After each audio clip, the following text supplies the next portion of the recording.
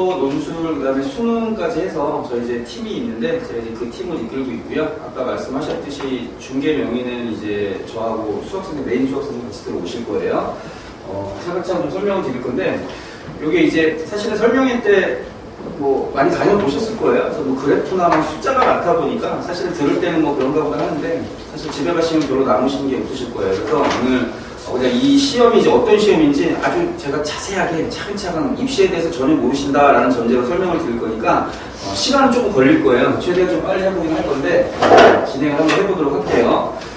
지금 여기에 있는 학교들이 약술논술 시행하는 학교 전부라고 보시면 되고, 그리고 여기 한 4일 전에 덕성여대가 발표를 했어요. 덕성여대가 들어가게 되는데, 덕성여대는 지금 자료들이 제가 설명회 때 보여드릴 만한 걸 발표하지 않아가지고 덕성여대는 빠졌는데 여기 있는 학교 플러스 덕성여대라고 보시면 되는데, 일단 오늘 제가 설명드릴 거는 가천대하고 국민대 중심으로만 설명을 드릴 건데 그 이유는 이따 제가 차근차근 말씀을 드릴 거고요. 덕성대는 지금 제가 몇 년 전부터 덕성대하고 가천대하고 계속 협의하고 있는 걸 알고 있었기 때문에 오늘 국민대 느낌이 아마 덕성대다 이렇게 생각하셔도 큰 차이는 없을 거고, 아마 덕성여대 같은 경우는 발표가 7월 말에서 8월 초쯤에 나올 거예요. 구체적인 내용은. 근데 그거는 제가 따로 나오게 되면 학원에 말씀드려가지고 궁금한 사람들 답변 드릴 수 있게 처리해 놓도록 하겠습니다.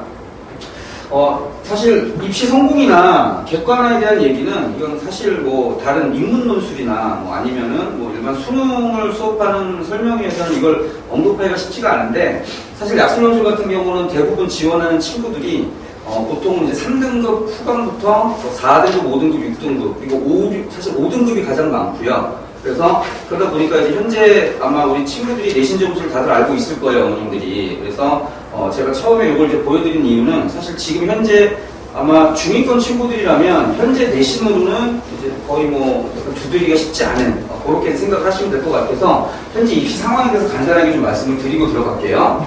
뭐 다들 잘 아실 겁니다. 자, 논술은 그냥 이렇게 생각하시면 돼요. 수리논술, 인문논술, 약술논술 다 논술인데 사실 약술논술이라는 명칭은 없어요. 이런 명칭은 없고 그냥 논술 전형인데 그 안에서 이제 성격이 약간 약식, 약술에 가깝다 그렇게 생각을 하시면 될 것 같고, 그냥 원래는 그냥 일반 논술 전형입니다. 다른 애들하고 똑같이. 그래서 논술을 보는 이유는 그냥 현재 내 내신하고 현재 내 정시 성적으로 갈 수 있는 데를 수시로 쓰는 건, 논술을 쓰는 건 그건 넌센스잖아요. 그러다 보니까 논술 전형 그냥 현재 내 내신하고 정시에서 퍼센테이지로 볼 때 갈 수 없는 대학을 준비하는 거라고 생각을 하시면 될 것 같아요.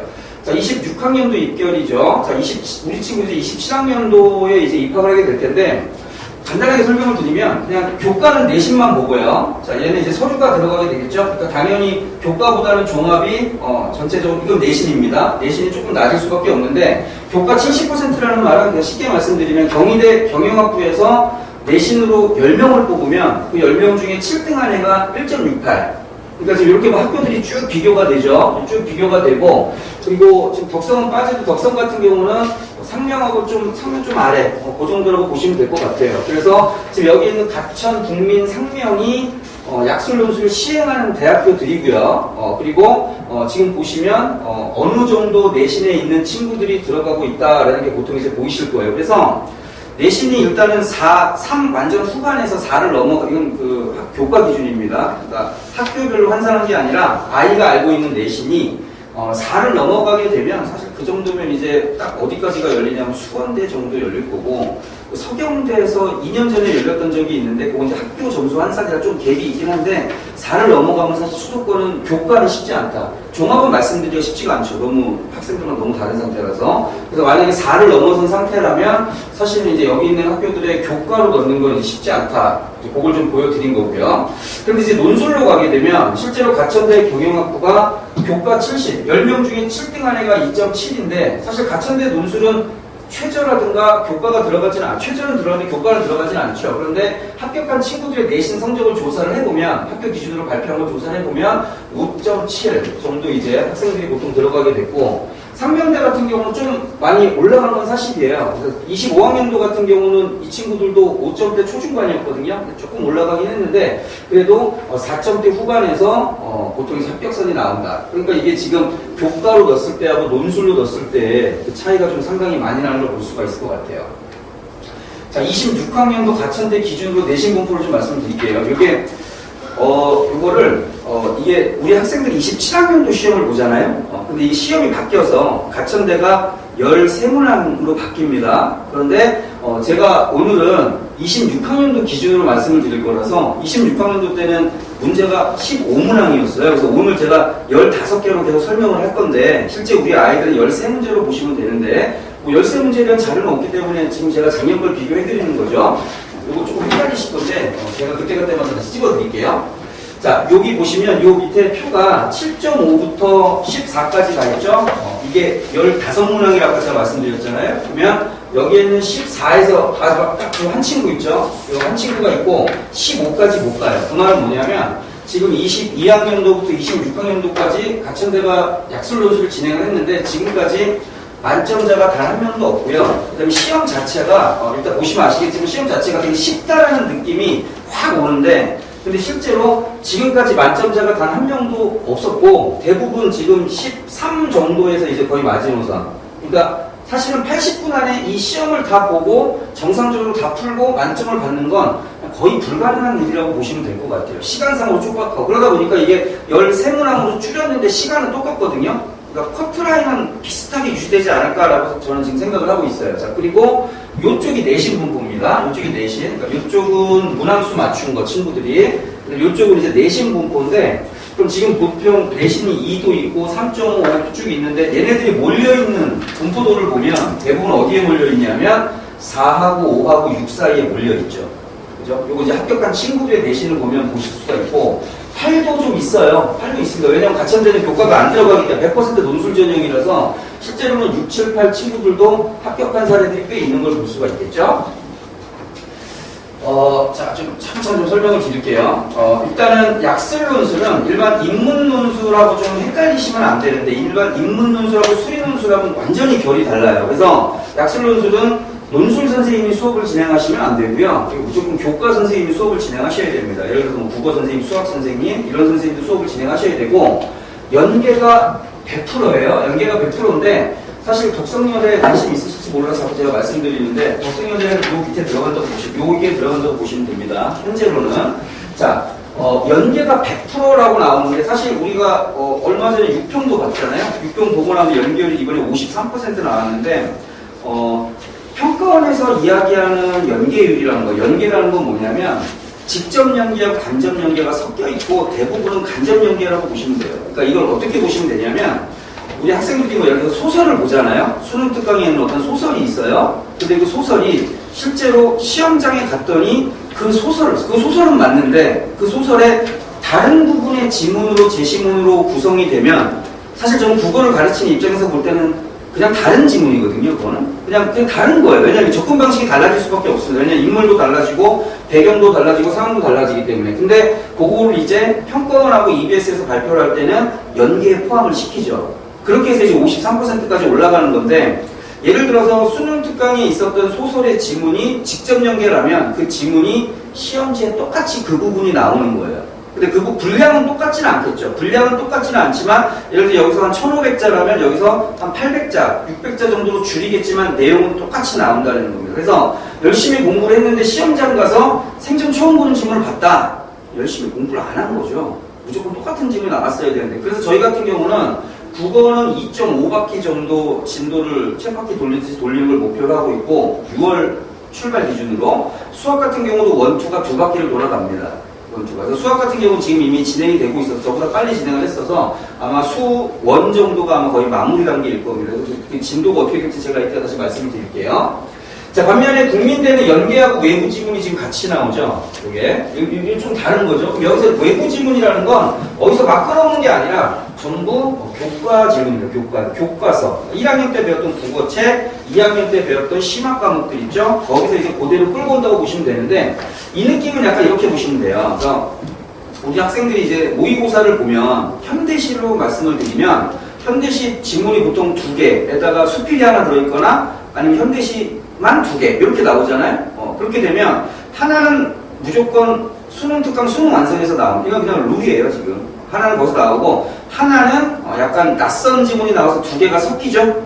그래서 그렇게 시험 문제를 만드는 이유는 네가 배웠던 거가 있으니 낯선 거나 처음 본 지문을 얘를 가지고 한번 같이 비교 대조하면서 읽어볼래? 그러니까 말하자면 대학생으로서 생활할 때 어느 정도 이제 교양 수준을 갖췄느냐 그걸 물어보기 위해서 낯선 지문을 삽입하는 건데 국민대는 약간 그런 느낌을 가지고 온 거예요. 그러면 지금 연계는 100% 직접 연계입니다. 얘도. 그러면 얘 같은 경우는 교과서 따라올 텐데 우리 학생들이 1학년 때 교과서 국어학원 가면 뭐 어느 출판사 뭐 이런 거 기억나시죠? 그러니까 그 출판사 책을 전부 다 사고 공부하는 건 이건 말이 안 되잖아요. 그래서 지금 얘 같은 경우는 그냥 지금 하듯이 수능식의 준비 방식이 필요할 수밖에 없어요. 그래서 저 같은 경우도 국어 수업을 할 때 학생들이 처음에 제 수업을 들으면 왜 나는 논술을 들어왔는데 국어 수업이랑 똑같지? 국어 수업 들은 것 같은데 이렇게 생각할 수밖에 없는데 그게 왜 그러냐면 교과 연계이기 때문에 수능의 베이스를 깔고 들어갈 수밖에 없어요. 그래서 어쨌든 읽게 만들고 그 다음에 답을 찾게 만드는 과정이 있어야 되기 때문에 앞부분에는 거의 수능식 수업하고 병행될 수밖에 없습니다.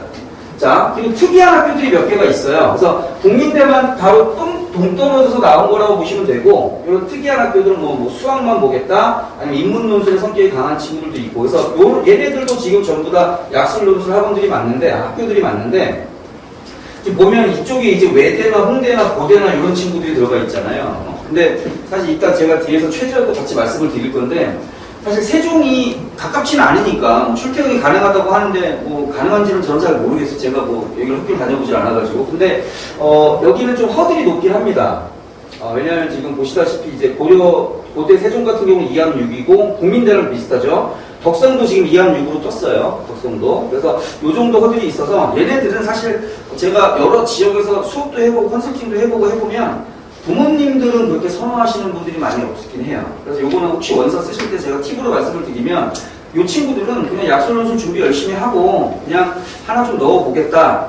최저는 가능하다. 해서 넣어보시면 최저 맞췄는데 시험장 가서 떨어져갖고 온 친구는 제가 본 적은 없는 것 같아요. 그래서 이 친구들은 그냥 6장 중에 하나 정도는 좀 이제 좀 멀지만 하나 좀 해봐야 되지 않겠나라고 생각이 된다면, 최저만 된다면, 그렇다면 조금 다른 학교들보다는 조금 합격 가능성이 좀 높습니다.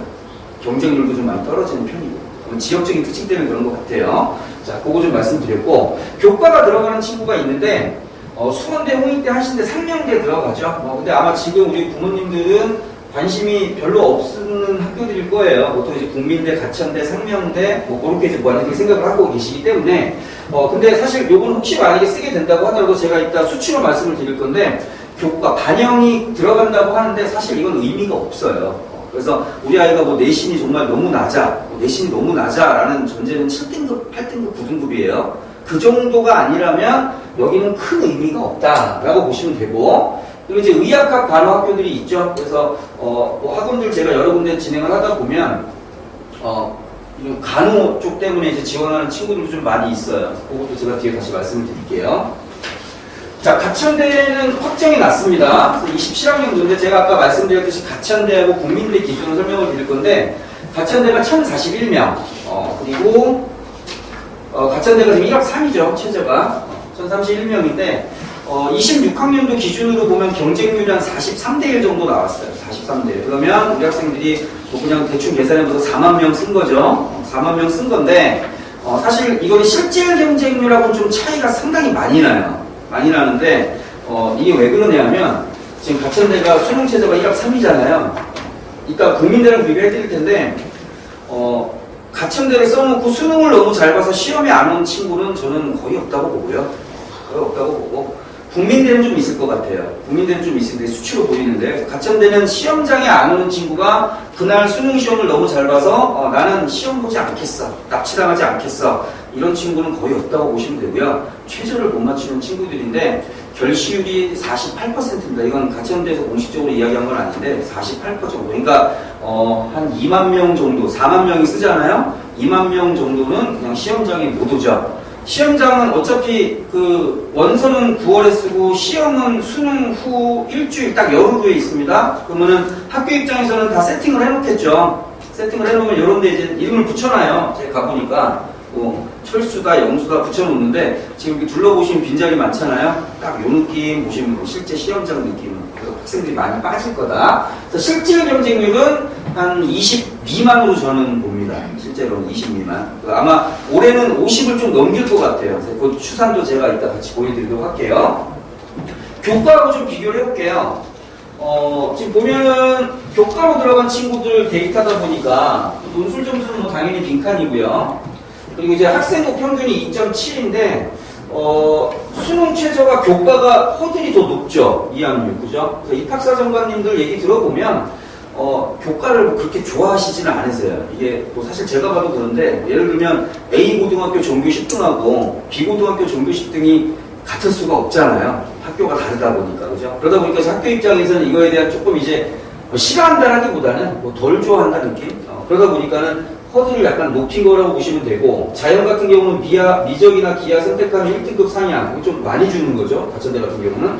이런 분포를 보이는데, 제가 2년 전에 그 부천에서 수업을 할 때, 저는 지금도 수능 수업을 합니다. 지금도 수능 수업 1월달에 개강한 반이 있고, 지금 이제 5월달부터 약술반 개강한 반들이 여럿이 있는데, 그때 어떤 일이 있었냐면, 1월달에 저한테 이제 수능반에 들어온 친구가 있었어요. 걔는 이제 상원고인데, 부천에 있는 상원고인데, 그 친구는 내신이 2.2 정도 됐었어요. 2.23. 그러면 내신이 평균 2.23이면 뭐 그냥 정말 상위권이구나 라는 말을 들을 리는 없지만 어디 가서 뭐 공부 못했다라는 말은 안 들었겠죠. 뭐 되게 잘난 척할 수 있는 정도는 아니지만, 근데 그 친구는 1월달부터 저랑 수능을 준비를 했는데 그 친구가 딱 지금 때예요. 6평 끝나고 이제 6월 7월에 가까워질 때 그때쯤에 저한테 와서 자기는 이제 수능 못하기 너무 힘들고 생각보다 점수 잘 안 나오고 자기는 못할 것 같다. 그래서 그 친구는 7월에 접었어요. 6월 말까지 수업을 듣고.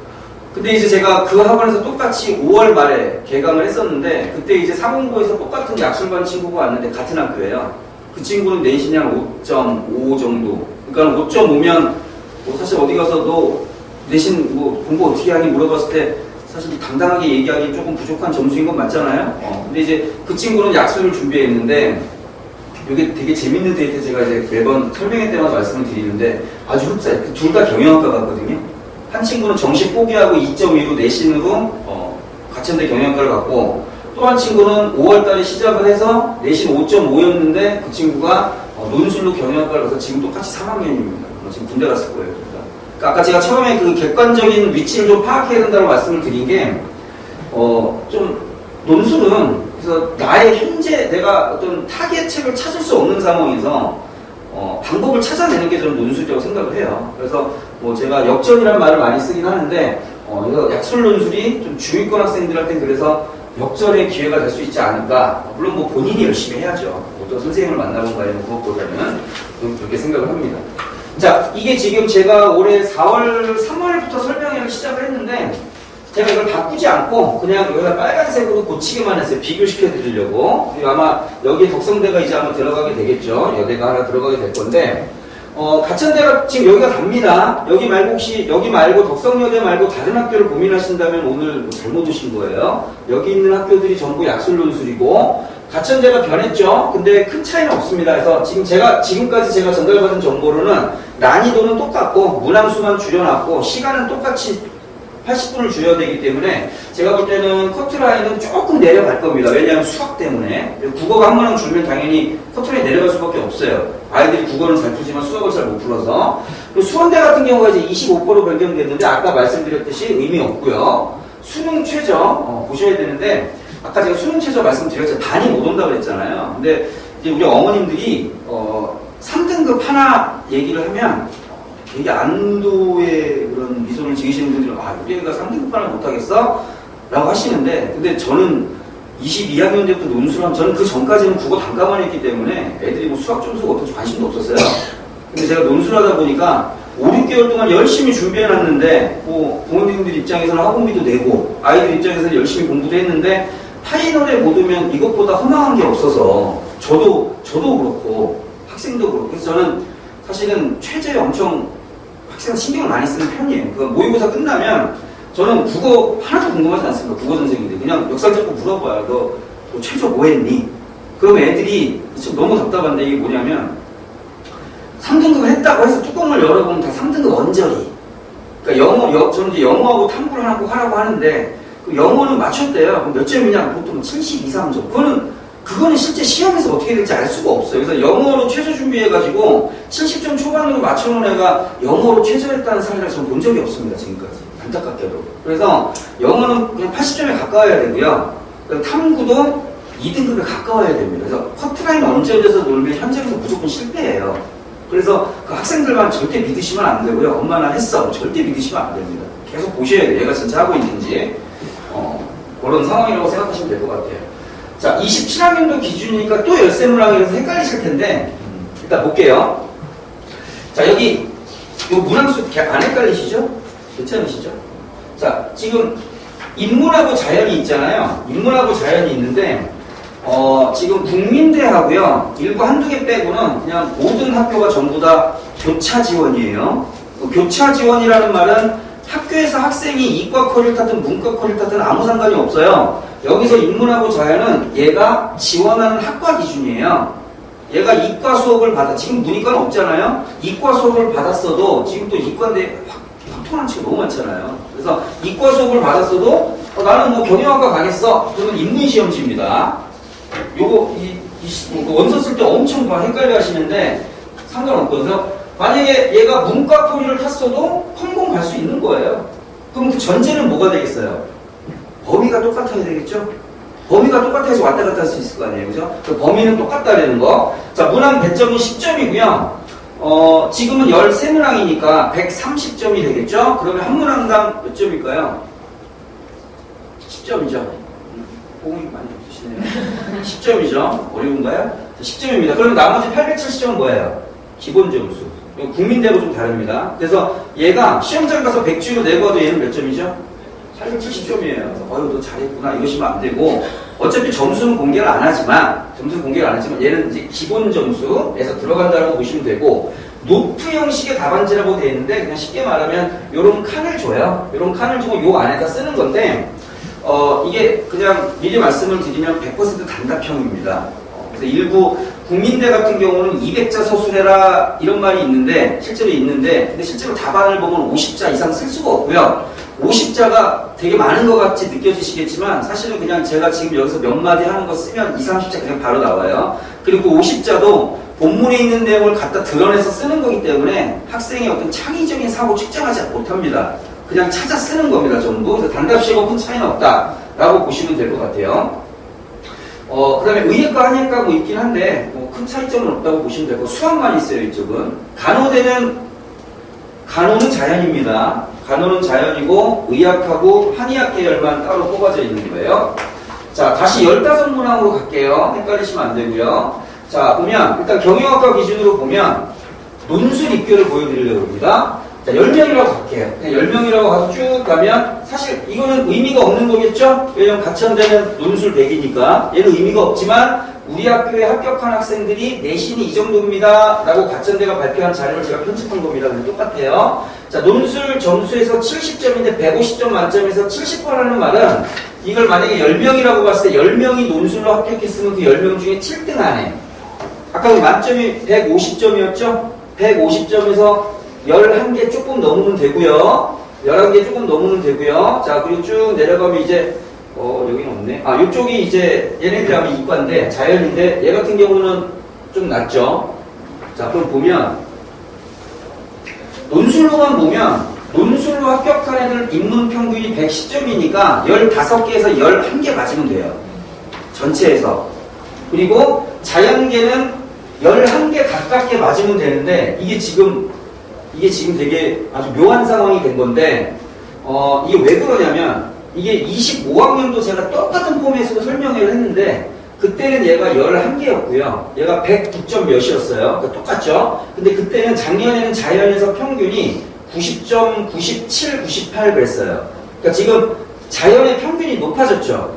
그러니까 지금 이게 되게 좀 복잡하게 생각을 하셔야 되는데 지금 22학년도 이후에 가천대는 난이도 조절을 매년 했어요. 그래서 국어는 난이도 조절이 거의 끝난 상태에서 제가 이따 정리해드릴 거고 수학 같은 경우는 계속 난이도가 높아지고 있어요. 난이도가 높아지고 있는데 그럼 수학의 난이도가 높아졌으면 자연 평균점은 떨어져야 되잖아요. 근데 수학의 난이도가 높아졌는데 자연 평균이 지금 인문하고 비슷해졌다는 말은 가천대에서 자연으로 지원하는 애들의 수학 점수가 지금 좀 많이 괜찮아지고 있는 겁니다, 이게. 그러니까 지금 다시 말씀드리면 수학 문제가 어려워졌는데 자연계의 커트라인이 높아졌다는 말은 수학을 잘하는 친구들이 조금 더 유리할, 무조건 볼 수밖에 없죠. 문항수가 다르기 때문에. 근데 요거를 제가 하나 좀 말씀을 드리면, 가천대는 전과라고 아시죠? 과를 옮기는 거. 근데 가천대는 전과가 100% 가능해요. 100% 가능합니다. 이거는 그냥 지가 하고 싶으면 다 열어놨어요. 근데 뭐 아이가 술 먹고 맨날 학교 안 가고 대학생이니까 이제 그럴 정도만 아니라면, 그리고 토익 좀 해야 돼요. 토익 조금 하면 그것도 뭐 허들이 높지 않습니다. 제가 작년에 기준으로 800점인데 지금 높아졌는지 모르겠어요. 그러니까 토익 800이면 공부하면 됩니다. 대학교 가서 1학년 때 되는데, 그러면 전과가 100% 가능하잖아요. 그럼 제가 미리 말씀을 드리면 인문이 합격할 수 있는 게 훨씬 더 수월하고 가능성이 훨씬 높아요. 왜냐면 지금 우리 아이들이, 특히 약수를 준비하는 친구들이 수학을 너무 힘들어해요. 잘 못합니다, 수학을. 그러다 보니까 인문으로 지원했다가 1학년 이후에 1학년 말에 전과하면 되거든요. 근데 이건 제가 팁은 맞는데 이건 100% 가능해요. 이거 궁금하시면 가천대 질문하시면 전화하면 바로 알려줄 겁니다. 근데 이걸 제가 추천하지 않는 이유가 자연계는 대학교를 가도 수학을 해야 돼요. 수학을 해. 미분조건 무조건 해야 되고. 그러면 특히 확통했는데 미분조건 하나도 안 해놓고 얘가 대학 가면 미분조건 2학년 때 바로 시작해요. 대학 수학에서. 그러면 지금 여태까지 애들 키우면서 학원비 너무 비싸잖아요. 대학 가서 학원비 또 내셔야 돼요. 대학 가서. 근데 학원비 내서 해결되면 너무 다행이죠. 근데 대학교는 뭐 일부 강좌들도 있어요. 제가 알기로는. 애들이 워낙에 수학을 못하니까. 그 강좌를 만들어 놓기도 하는데 그것도 못 따라가서, 이건 제가 들은 얘기예요. 그 입학처 팀에서 들은 얘기인데 중독 탈락률이 되게 높대요. 전과한 친구들이. 그 말은 뭐냐면 이제 대학교 갔는데 인문으로 가서 자연계로 공대로 옮겼는데 수학이 안 되니까 이제 방법이 없잖아요. 수학이 안 되니까. 그러니까 이제 자퇴해요. 그때는 방법이 없으니까 자퇴해야죠. 뭐 과를 옮길 수는 없으니까, 더 이상 옮길 수는 없으니까. 뭐 추천하지는 않고, 뭐 그래도 나는 꼭 하고 난 할 수 있다라는 전제가 깔리면 그걸 하나의 팁이 될 수는 있을 것 같습니다. 그건 좀 고민하시면 될 것 같고, 요 수학이 어떻게 어려워졌는지 뒤에서 조금 더 말씀을 드릴게요. 일단 내신 먼저 좀 말씀을 드릴게요. 들어가는 학교가 그렇게 많지는 않아요. 이런 학교들이 좀 있는데, 지금 입시 자료를 보면 저는 왜 그런지 모르겠는데 꼭 이게 복잡하게, 지금 이것도 보면은 대부분 이렇게 발표하는데 1000점 기준이에요. 80%니까 800이죠. 교과가 20이니까 내신 200점이죠. 그럼 200점 그러면 엄청 높은 점수 같이 느껴지는 건 사실이에요. 그래놓고 200점인데 배점은 또 알기 편하라고 100점으로 만들어놨어요. 또 헷갈리죠? 그러니까 얘가 200점이니까 이거 곱하기 2하면 돼요, 그냥. 그러니까 이게 200점 만점이 되죠. 좀 어려우신가요? 표정 되게 안 좋아하시는 거. 200점이죠. 그러면 이건 뭐냐면, 너는 2등급이니? 그럼 1등급보다 1.75 까겠어. 근데 곱하기 2니까 1.75 곱하기 2하면 많이 어렵죠? 3.5. 3.5 까겠다. 너는 2등급보다 또 3.5, 또 3.5. 까나간다는 소리예요. 이거 누적되겠죠? 누적되고, 근데 7등급에 오면 7.5니까 얘는 15점이죠. 여기서는 핸디캡이 좀 커져서 이건 좀 극복하기가 쉽지는 않을 것 같아요. 그러니까 이 말은 이건 뭘 보여주는 거냐면, 그냥 노골적이지 않고 그냥 간접적으로 뭘 보여주는 거냐면, 넌 7등급이냐? 너는 좀 오지 마라. 이렇게 보시면 되는데, 근데 이거 지금 수험대잖아요. 그죠? 1등급이 있겠어요? 4년 장학금 줘도 안 갈걸요. 그렇잖아요. 이거 왜 가겠어요? 2등급은 있겠습니까? 없어요. 3등급은요. 3등급은 있어요. 수험대가 가로대가 있습니다. 3등급이 좀 있고, 그럼 어디서부터 시작될까요? 4부터 몇 가지 갈까요? 6까지 가겠죠. 근데 이게 아까 논술이 15문제에 하나의 10점이니까 150점. 문항 하나의 10점이잖아요. 근데 그 10점이 문제 내고 답 쓰면 통으로 10점 이게 아니라 2점, 3점, 1점, 2점 이런 식으로 부분 점수가 있다고요. 그럼 문제 하나에서 부분 점수 하나가 등급 하나예요. 그럼 얘가 6등급이야. 아니 그래봤자 그냥 논술 한 5점 더 맞는 게 낫죠. 그러면 어차피 내신을 돌릴 수가 없으니까. 그래서 아까 제가 말씀드린 게 내신은 의미가 없어요.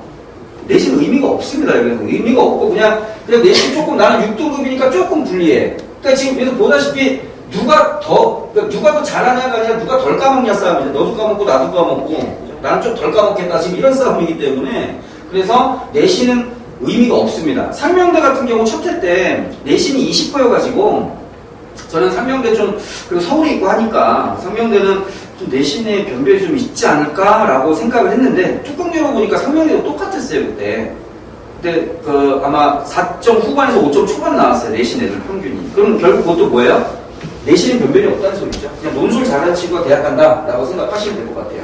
계산식이고요. 들어가는 학교 있지만 그냥 의미 없다라고 보시면 되고, 그리고 또 우리 어머님들이 관심 많으신 데는 보통 이제 가천대, 국민대, 상명대에 낑기긴 했지만 이런 친구들은 내신이 들어가기는 하지만 의미는 없다. 근데 만약에 내신이 들어가는 학교인데 아까 이 표는 아주 흡사해요. 대학교마다 다 똑같습니다. 다 이런 방식이에요. 그러다 보니까 7등급 이후에는 핸디캡이 좀 되돌리기 쉽지 않은 핸디캡, 그렇게 생각을 하시면 되고 6등급과 4, 5, 6까지는 그냥 똑같다라고 보시면 될 것 같아요. 우리에는 큰 분리는 없을 거다.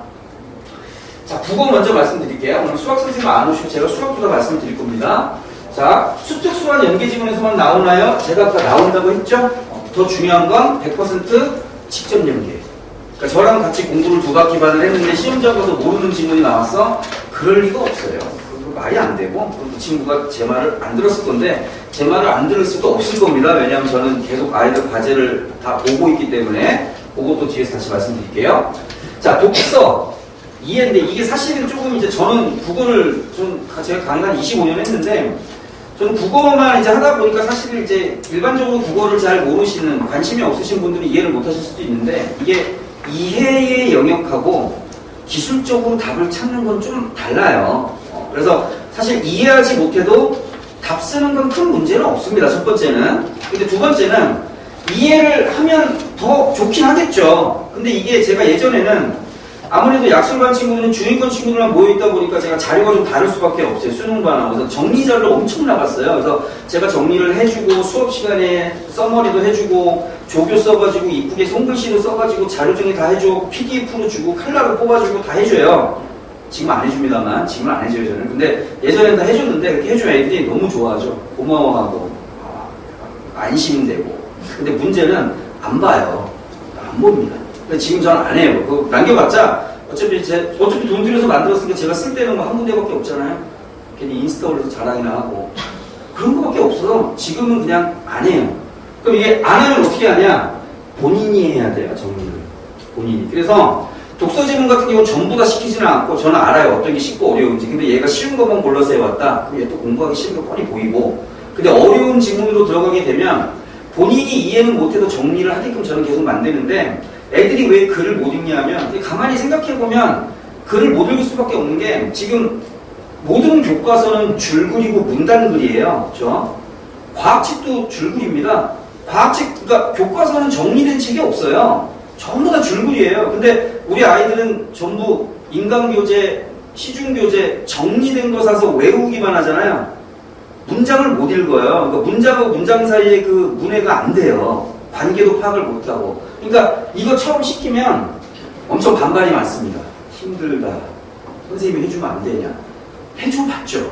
근데 안 됩니다. 그래서 지금 제 결론은 이 앞에서 누가 떠드는지는 사실은 큰 상관은 없는 거죠. 저는 솔직히 지금 그렇게 생각해요. 그래서 뭐 이런 경우 있을 거예요. 어떤 선생님인데 되게 유명하고 그렇지도 않은데 거기 보냈더니 내신이 막 잘 나오고 그거는 그 선생님이 공부시켜서 그럴걸요 아마. 아니면 그 학생이 그 선생님을 좋아하던가. 그럴 때 시너지가 좀 잘 나오더라고요. 그래서 저는 지금 앞에서 아무리 강의 잘한다고 뭐 이렇게 잘난 척하고 그래도 결국은 지가 공부해야 되는 파트여서 독서는 다 해설 다 해줍니다. 그렇다고 제가 시키기만 하고 안 해주지 않을 거 아니에요. 그래서 본인이 정리하게 되는데 이게 3번까지 갈 거예요. 특히 어려운 지문 본인 정리가. 그렇게 되면 이해는 안 돼도 외워지긴 하겠죠. 그럼 시험장 가서 문제 생길 가능성은 제로입니다. 자, 화작하고 엄매인데 이게 약술에서 지금 아까 말씀드린 논술에서 엄매가 문법이잖아요. 문법이 들어가는 학교가 가천대하고 쓰셔도 돼요. 가천대하고 상명대하고 을지대가 들어가요. 국민대는 안 들어간다라고 얘기하지만 애매하게 들어가요. 그래서 4개가 들어갑니다. 이렇게 4개가 들어가는데 여기서 상명하고 을지는 문법이 전범위예요. 고전 문법까지 들어갑니다. 인문 기준으로. 그런데 가천은 인문에서 문법 전체에서 한 파트만 들어가요. 요거는 우리 친구들 27학년도 준비하는 우리 친구들도 똑같을 거예요. 만약에 이게 변화가 생기면 걱정하지 마세요. 제가 제일 먼저 알 거라서 제가 다 대비시킬 거니까 현재로서는 그래요. 문법이 한 파트만 들어가는데 가천대 기준으로 하면 근데 그 한 파트 수업은요. 제 기준으로 수업 분량으로 치면 1시간 반 외우는 것까지 애들 어거지로 시키면 3시간이면 끝납니다. 문법은 전혀 걱정하지 마시고 그냥 본인이 선택한 과목 하셔야 돼요. 왜냐하면 제 경험상 보면 6편 끝나고 7월, 8월 9편 끝나면 그 동안에 이제 애들이 뭐 하냐면 하나씩 과목 정리할 거예요. 그죠? 엄마 나 이거 안 하면 안 돼? 엄마 나 논술하니까 뭐 수능 안 하고 이런 딜을 계속 들어올 건데 절대 받아주시면 안 돼요. 왜냐면 제가 약술 논술에서 제가 무조건 대학 보내드릴 수 있습니다 라고 저는 정말 말하고 싶은데 그러면 이게 말이 너무 사기잖아요. 그죠? 그건 불가능하고 이건 하나의 방법이지 입시의 여러 가지 방법 중에 하나인 거지 정신은 끝까지 가지고 가셔야 돼요. 학종하고 뭐 교과로 뭔가 빛이 보인다 그러면 뭐 할 말은 없지만 그렇지 않다라면 정신은 끝까지 가져가셔야 돼요. 그러다 보니까 내가 국어에서 선택한 과목이 있잖아요. 그건 계속 하셔야 돼요. 계속 하셔야 되고 엄매는 가천대 기준으로 말씀을 드리면 제가 수업 시간에 해결을 할 거고 그리고 학생들 클래스마다 기준이나 상황이 다 다르기 때문에 학생들 상황 봐서 문법이 필요한 클래스라면 제가 문법 수업을 나머지를 할 건데 그게 안 되면 저희 사이트에서 인강으로 제공을 할 겁니다. 저희 팀에서 만든 사이트에서 인강으로 문법을 제가 과제랑 다 나갈 거예요. 모의고사로 나갈 거니까 그렇게 생각하시면 될 것 같아요. 자, 인문논술, 수리논술 오해하시면 안 되는데 일단 미리 말씀을 드리면 질문 많이 하셔서 약술, 인문, 수리 그 중에서 2개 같이 해도 됩니까? 그건 가능해요. 학생의 역량인 거고 시간적으로 볼 때 인문논술 같은 경우는 특히 일주일에 한 번 가고 그러다 보니까는 병행하는 친구들 많이 있고 아니면 약술하고 수리를 병행하는 친구들도 많이 있어요. 근데 수리논술은 예전보다 좀 허들이 많이 낮아졌어요. 예전에는 막 1, 2등급 하던 친구들이 했는데 지금 3, 4등급 친구들도 많이 하기 때문에 수학이 좀 괜찮다 그러면 수리논술 하는 것도 추천을 하고 특히 요새 친구들이 영역 밸런스가 대부분 깨져 있어요. 국어만 잘하거나 탐구만 잘하거나 수학만 잘하면 사실 되게 유리하긴 한데 어쨌든 그런 상황이라면 인문논술이나 수리논술 병행하면 또 괜찮은데 제가 말씀드리고자 하는 건 얘네 둘은 완전히 성격이 달라요. 인문논술은 물어볼 때 논증하라. 제시문 요약해라. 그럼 논증하라는 거는 주장하라는 건데 주장은 반드시 또 근거가 와야 되잖아요. 제시문 분석해서 써주는 거. 그러다 보니까 얘네 인문논술은 800자에서 보통 1200자. 되게 많이 쓰죠. 논술은, 약술 논술은 제가 아까 뭐라 그랬죠? 단답식. 길어봤자 10글자. 그 정도입니다.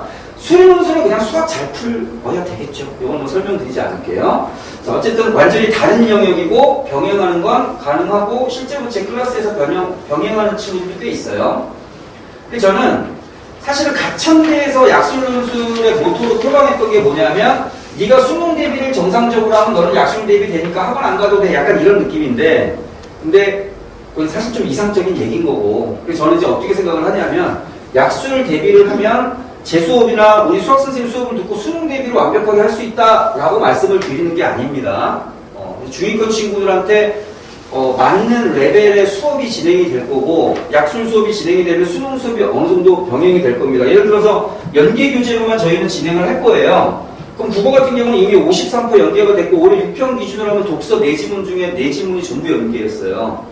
근데 실제로 아이들은요 실제로 점수가 되게 잘 나온 건 느낌은 아닌데 어떤 말은 많이 듣냐면 제가 아는 지문이 많이 나와. 제가 이거 알고 그 말은 결국 약술 논술 수업을 하면서 지문 공부를 많이 했다는 거잖아요. 그러다 보니까 국어하고 수학은 수능식 접근 방식을 할 수밖에 없습니다. 일단 단 수학은 원투만 진행이 돼요. 왜냐면 저희는 공통 과목만 하니까요. 자, 그리고 저는 영어하고 탐구 중에 영어 하나 그리고 탐구 중에 하나 정도는 좀 해라. 어떻게든지 해라. 라고 이야기해서 끌고 가려고 해요. 그런데 이게 왜 그러냐면 수능이 끝나면 그 다음날 파이널이 시작이 되고 딱 열을 하고 그 다음날이 가천대 시험 그 날부터 딱 일주일이가 국민대 시험일 거예요. 아직 발표 안 났는데 뻔히 그럴 겁니다. 자, 그렇게 갈 건데 근데 예전에는 제가 수능반만 할 때는 수능날에 어떤 문자 많이 받냐면 선생님 뭐 감사했습니다. 뭐 수능 잘 봤어요. 못 봤고 운운에도 있고 그런데 지금은 전부 뭐 물어보냐면 저 내일 파이널 가요? 이거 물어보는데 그걸 제가 어떻게 알겠어요? 그죠? 특히 탐구 같은 경우 제가 어떻게 알겠어요? 그러니까 결국 아까 제가 말씀드린 게 2등급에 가까워야 되고 영어는 사실은 좀 애매하긴 합니다. 왜냐면 영어는 절대평가긴 한데 이게 참 난이도가 계속 바뀌다 보니까 근데 사실 수능의 난이도는 30년 동안 한 번도 성공한 적이 없어서 뭐 올해 유난히 성공할 거다 라고 제가 말씀드릴 수는 없고 그래도 영어는 시험이 끝나면 자기가 몇 점인지는 알잖아요. 가채점을 좀 했으면 그러다 보니까 이제 영어 어떻게 해서 해라 탐구 하나만이라도 해라 이렇게 제가 꼬셔서 데리고 가거든요. 그럼 또 얼추 정시가 맞춰져요. 그래서 저는 학생들한테도 계속 수업 때도 정시 포기하지 않게 계속 이야기를 할 거고 아마 제 수업을 듣지 않으셔도 어머님들도 정시는 절대 놓으시면 안 된다 생각하셔야 될 것 같아요. 간호하고 메디컬 학과가 있는데고요. 같이 한 데는 6명이 줄었는데도 77명입니다. 간호대가. 나머지 학교를 쭉 있고요. 이거 확인해 보시면 될 것 같고. 자, 시험 범위 좀 볼게요. 공통 과목이죠. 원투만 들어가요. 아까 말씀드린 국민대하고 일부 저기 세종에 있는 친구들 빼고는 전부 원투만 들어간다고 보시면 되고 국어는 1학년 국어인데 이거 헷갈리시면 안 되고 1학년한테 배우는 1학년이 교과서는 다 다른데 출판사가 다른데 걔네들의 교육 과정과 목표는 똑같아요. 그러다 보니까 그냥 그게 뭐냐면 이 수능 영역이잖아요. 그러니까 1학년 때 배웠던 정도의 개념의 수능 개념을 수능 완성하고 수능 특강으로만 물어보겠다. 수학 1, 2에서 배웠던 개념을 EBS 참고해서 문제를 내겠다는데 사실 수학은 지금은 연계의 의미가 없다고 보시는 게 그냥 속 시원하실 겁니다. 국어는 100% 직접 연계인데 그래서 22학년도 때 같을 때만 해도 그때는 제가 약술논술 잘 모르고 개강을 해서 1년 동안 학생들하고 지지고 볶고 엄청 힘들었는데 사실 그때 애들 합격하는 거 보고 제가 놀랐어요. 어떻게 이렇게 많이 합격을 했지? 22학년도 때. 근데 그때는 문제가 너무 쉬웠어요. 그리고 수학도 이게 저는 국어 선생님인데 제가 봐도 문제가 비슷해. 연계가 잘 됐죠. 지금은 연계의 느낌이 거의 없어요. 거의 없고 애들 시험장 가서 문제 풀 때 비슷한 문제 1개 정도, 2개 정도밖에 못 본 것 같아요. 대부분 이런 말을 합니다. 그래서 수학은 그냥 기본부터 차근차근 해나가야 돼요. 수학 같은 경우는. 자, 공통과목 말씀드렸고 제가 아까 전과 100% 가능하다고 했는데 말씀드렸지만 사실 근데 국문과 갔다가 간호과로 전과 가겠다 이건 말이 안 되는 거라서 제한은 있어요. 메디컬 쪽은 안 됩니다. 전과가. 메디컬 쪽은 전과가 안 돼요. 당연히 의대도 안 되겠죠. 여기 말고는 100% 된다. 여기 없는 과는 100% 돼요. 국문과 갔다가 전기공학과, 전자공학과 다 됩니다. 자, 단 뭐 신경 쓰셔야 된다고요? 대학교 가서 수학해야 된다. 그거 생각하셔야 되고요. 자, 기출 보여드릴게요. 이게 좀 빠르신가요? 괜찮으신가요? 제가 이게 한 6년 정도 요 디자인, 여기 수능 특강이에요. 이 디자인 똑같습니다. 6년째 똑같은데 이게 지금 독서 복합이라서 얘가 2,000자가 넘을 거예요. 아마 2,000자가 넘을 건데 이 지문을 그대로 갖다 쓰면 얘가 너무 길어요. 너무 길어서 요렇게 바꿔요. 다시 비교해 드릴게요. 얘를 요렇게 해요. 이건 뭐냐면 문장을 건드리고 이상한 접속사 넣고 연결음이 넣는 게 아니라 그냥 드러내요. 드러냅니다. 근데 시험장 갔는데 첫 번째 줄에서 호랑 문장을 봤는데 이걸 3번 풀고 노트 정리까지 했는데 이 지문을 처음 볼 가능성이 있겠어요? 없죠. 그죠? 없습니다. 자, 그러면 수능을 1, 2등급 나오는 친구가 이걸 약술주비 저랑 5개월 한 친구보다 잘 풀까요? 수능 1, 2등급, 1등급 나오는 친구가 당연히 잘 풀죠. 근데 걔는 읽고 풀겠죠, 다. 국어는요, 제가 미리 말씀드린 가서 읽고 자시고 할 시간이 없어요. 그냥 지문 보고 문제 보면 답이 어디쯤에 있겠지까지 바로 나와야 됩니다. 그러니까 내신의 그냥 끝판왕이라고 보시면 돼요. 3년치 범위가 다 들어간다. 그래서 약술논술 준비한 친구는 국어는 빨리 답 찾고 나머지는 최대한 수학 들어가가지고 부분 점수 뽑아보는 싸움으로 가셔야 돼요. 지금 판은 그렇습니다. 수학이 어려워져가지고. 자, 수능이라면 일치나 추론, 보기 어려운 문제들이 나올 텐데 약술은 그냥 서술해라. 찾아 써라. 저는 뭐 수업 시간에 농담으로 애들한테 넌 눈이 없니? 라고 말할 정도로 그냥 찾아서 갖다 쓰는 거예요. 그러니까 채점자도 채점자의 주관이 개입될 여지가 없어요. 인문논술은 얘의 사고를 보잖아요. 그건 주관이 개입될 수밖에 없죠. 근데 얘는 뭐 바보 찾아 써라. 바보라고 쓰면 답이니까 채점자의 주관이 개입될 여지가 제로죠. 자, 실제 문제는 이렇게 나옵니다. 제가 말씀드린 대로 찾아서 써라. 근데 이거를 이제 국어적인 면에서 수능하고 비교해서 설명드리자면 좀 시간이 너무 오래 가기 때문에 그냥 문제 구성은 비슷해요. 지문 있고, 문제 있고, 보기 있고, 여기가 이제 원래는 1, 2, 3, 4, 5가 들어가야 되는데 이렇게 찾아 쓰는 거죠. 그래서, 혹시 뭐, 좀 알려드리면, 제시문이 있고, 그 밑에 문제가 있고, 제시문이 있고, 문제가 있고, 보기가 있고, 이거는 일반적인 수능하고 똑같잖아요? 여기 선지가 있죠? 그러면 여기 있는 이 보기하고 선지를 같이 싸잡아 묶어서 문제를 만들어내요. 이렇게 문제를 만들어냅니다. 그래서 저는 22년 3년 때는 논술 준비하는 친구들 변형 문제를 엄청 풀렸어요. 근데 지금 생각해보면 지금은 안 그러는데 해보니까 아니 원본은 뻔히 있는데 원본을 변형한 거를 풀기 위해서 자꾸 객관식 변형 문제를 풀 이유가 없어요. 그래서 저는 지금 그냥 수능 완성, 수능 특강 2바퀴 반을 돌려버려요, 과제로. 수업은 1.5바퀴 정도밖에 못 돌 겁니다. 이거 뭐 어디 뭐 인터넷 들어가 보시면 수업을 2바퀴, 3바퀴 돌리는데 그건 물리적으로 가능한 게 아니고 수업을 제가 아무리 부지런히 해도 한 바퀴에서 조금 더 나갈 거고 조금 더 나간다는 말은 중요한 걸 한 번 더 한다는 소리죠. 그러면 결국은 학생들은 시험장에 가서 봤을 때 내가 봤었던 보기와 선지가 조합이 돼서 문제로 나오는 걸 보게 되겠죠. 그래서 저는 지금은 원본을 돌리는데 그럼 또 그러실 거예요. 아니 똑같은 거 또 풀리면 애들이 똑같은 거 또 뭐 그러면 이거 뭐냐라고 하실 텐데 학생들은요 풀었던 거 또 풀려도요 기가 막히게 또 틀립니다. 그것도 지가 틀렸던 것만 골라서 그죠? 그건 공부를 안 했다는 반증이에요. 오답 정리 안 했다는 반증입니다. 자, 요런 거 나오면 학생들 막 울어요. 그래프 나오고 이거 전부 다 선지하고 보기에 있던 개념 그냥 묶어서 이렇게 만들어버리는 거예요. 그러니까 원본으로 계속 반복 학습을 하는 게 중요하다. 자, 수학을 말씀드릴게요. 제가 국어 선생이다 보니까 똑같은 눈높이로 설명할 수밖에 없겠죠? 자, 10번이 어려워 보이세요? 6번이 어려워 보이세요? 저는 문과라서 긴 게 어려워 보이거든요. 10번이 어렵습니다.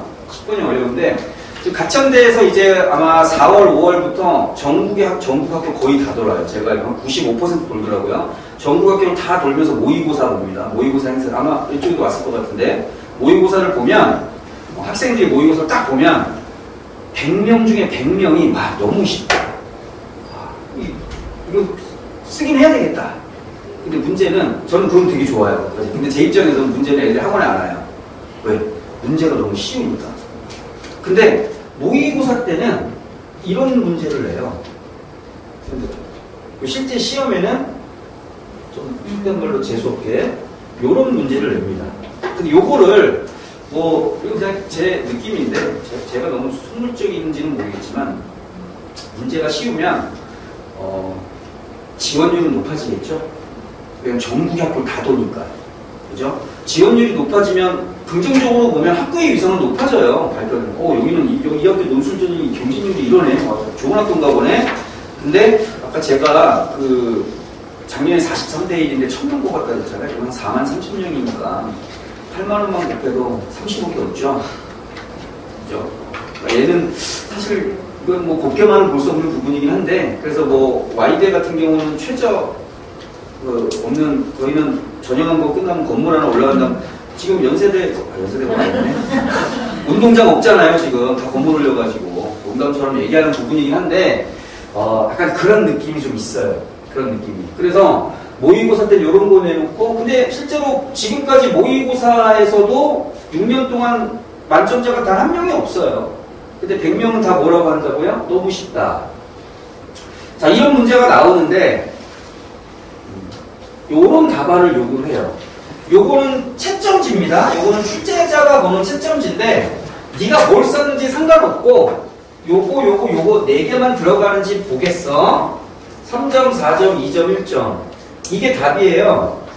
그러면 애들은 좀 수학하는 친구들은 뭐 가서 막 어떻게 끄적거리다 요거 탁 쓰겠죠? 근데 얘는 몇 점이에요? 10점 중에? 답 써봤자 1점이에요.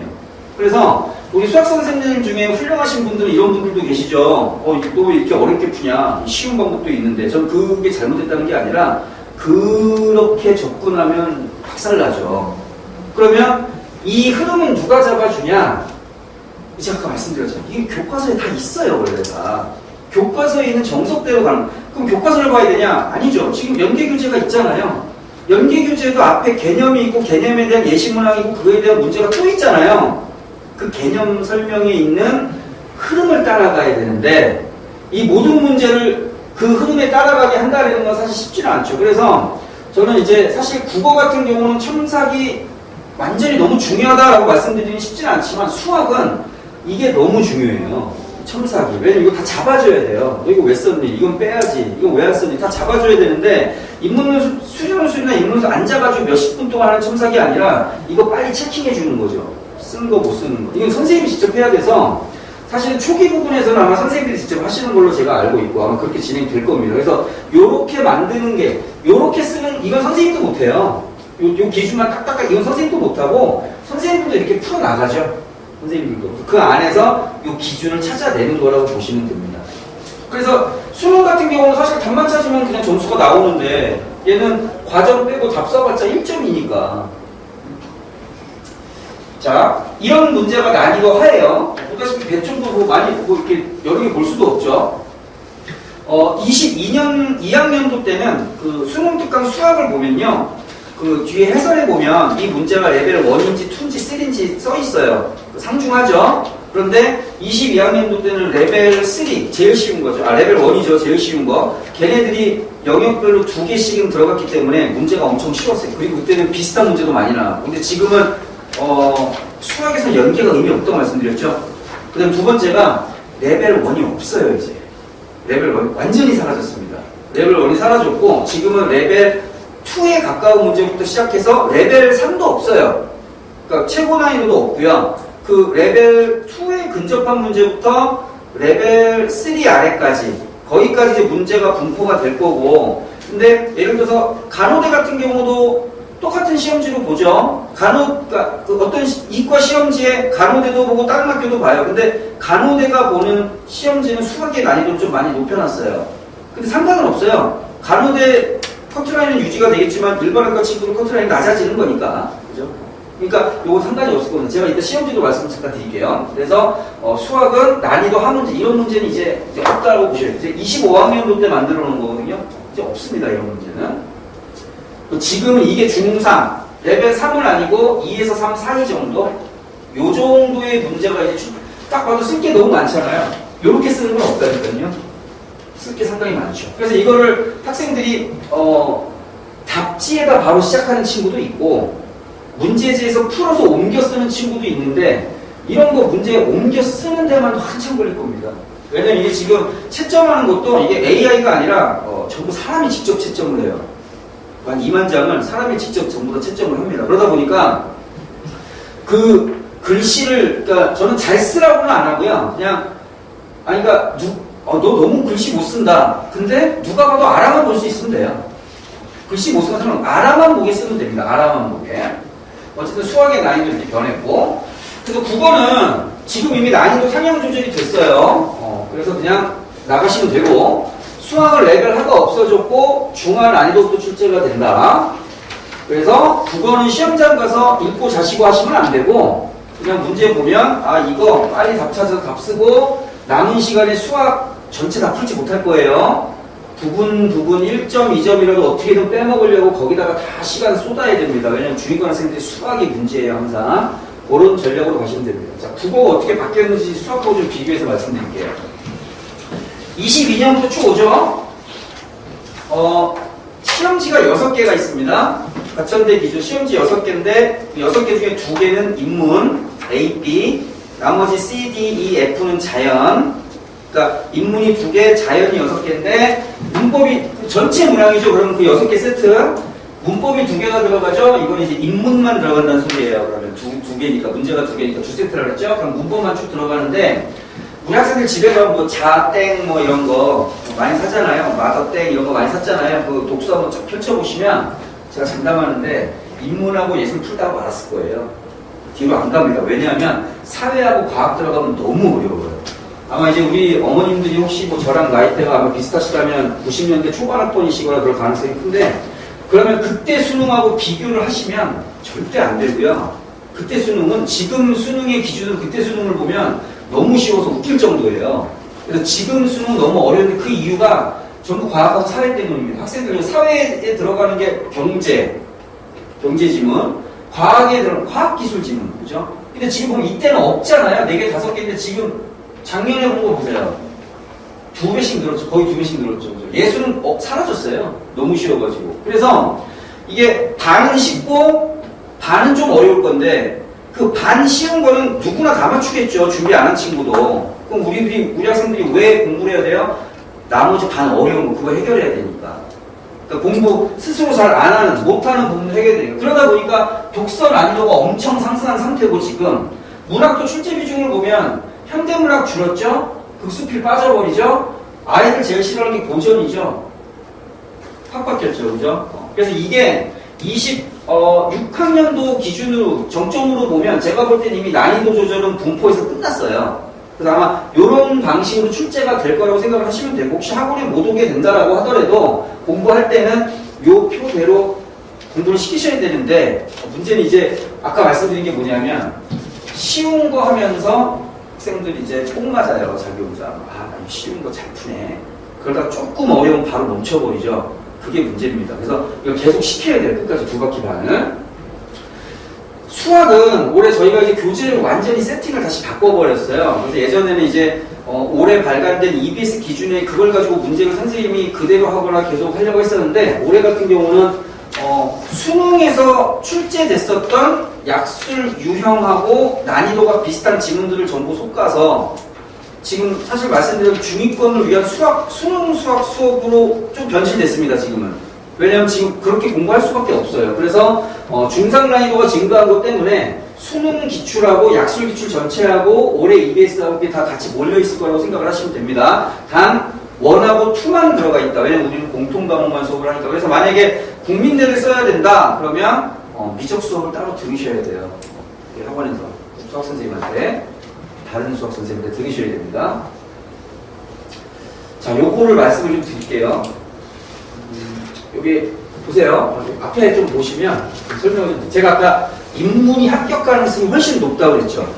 그리고 인문이 조금만 학생들의 엉덩이가 무겁고 고통스러운 것만 참으면 인문이 합격 가능성이 정말 너무 높아요. 자, 보세요. 자, 아까 9개, 국어 9개, 수학 6개죠. 26학년도니까.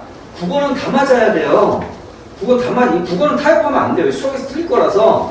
그러면 여기가 수학인데 수학을 제가 파이널 때 10문항씩 줄 거예요. 국어 10개, 수학 10문항씩 줄 건데 거기서 토시 하나 안 틀리고 똑같이 나올 겁니다. 그러면 아무리 수학 바보여도 한 문제 맞겠죠.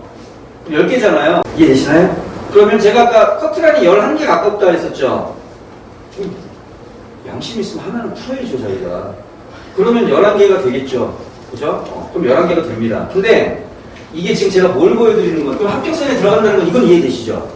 그럼 이걸 보면 지금 모집 정원도 늘고 지원율은 지금 2만에서 4만까지 왔죠. 제가 볼 때 올해 이거 50 넘을 거예요. 거의 50 가까이 될 겁니다. 무조건 될 거예요. 왜 그러냐면 제가 정말 여러 지역, 지방도 설명회를 가는데 진짜 22년, 3년 이때하고는 비교할 수 없을 정도로 관심을 높으세요. 그 말은 뭐냐면 이 수업을 들을지 모르겠지만 정보 좀 얻어갈게. 이런 분들이 많아서 괜찮다고 생각해요. 왜냐하면 알아야 쓰시니까. 먼저도 쓰셔야 되니까.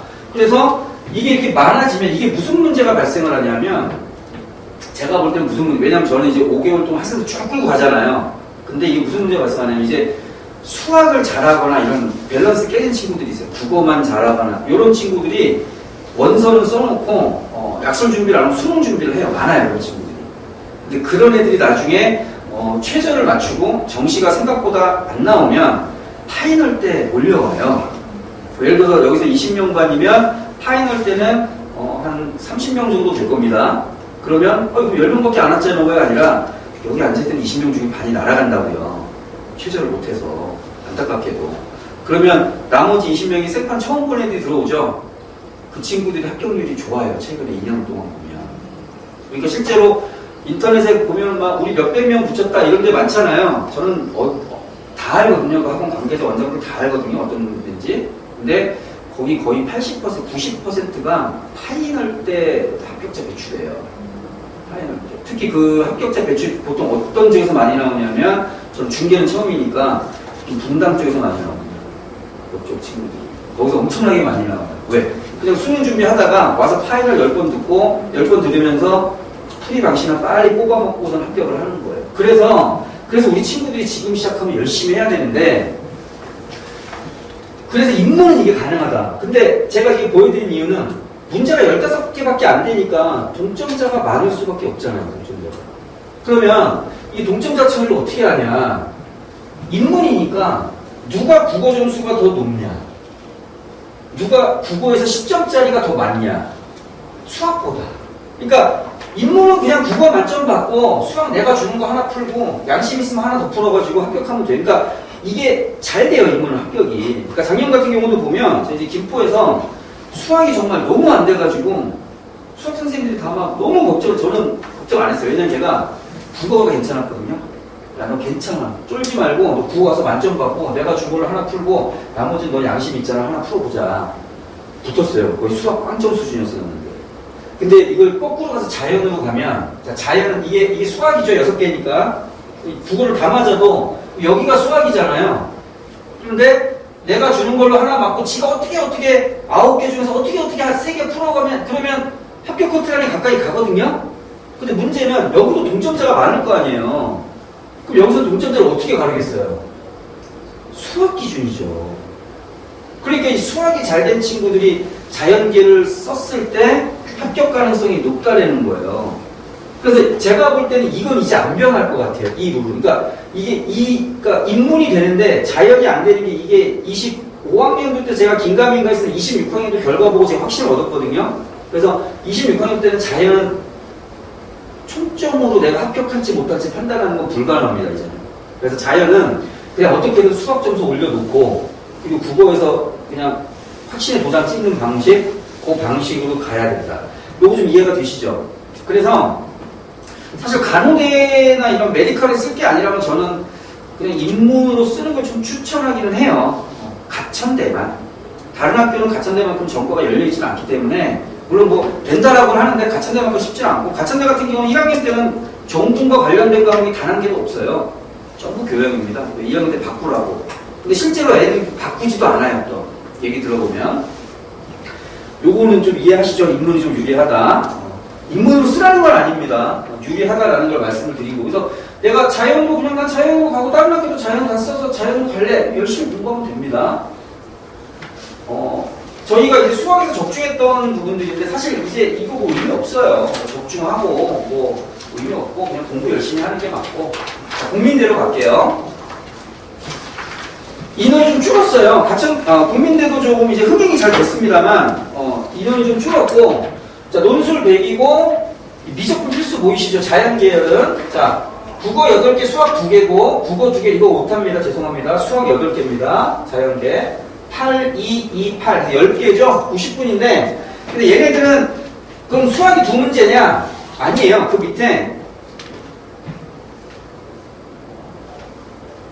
밑에 이런 식으로 이제 부분 점수 문항들이 다 있어요. 다 있어서 실제로는 이제 가천대 아까 그 4단계로 끊었었던 느낌이라고 보시면 될 것 같고, 출제 범위 보면 저 국어, 수학 들어가죠. 요거 1학년 때 배운 수학, 그죠? 제가 장담하는데 지금 다 까먹었을 거예요. 1하고 2 있죠? 요것도 이제 수능 위주로 준비하는 친구들은 쉬지 않았을 텐데, 아마 3학년 들어와서 내신 병행한 친구들은 하다 말다 아마 그랬을 거예요. 요거 지금. 그래서 다 까먹었을 거고. 자, 그리고 국어 같은 경우도 국어라고 들어가는 거, 여기에 문법이 들어갈 수 있다라는 여지만 놓은 것 같아요. 제가 볼 때는. 근데 문법이 애매하게 들어간다. 근데 문제는 이거예요. 국민대는 교차 지원은 맞아요. 교차 지원은 맞는데, 네가 자연계 쓰려면 미적분 공부해라. 근데 이게 수능 필수 응시 과목이 아니에요.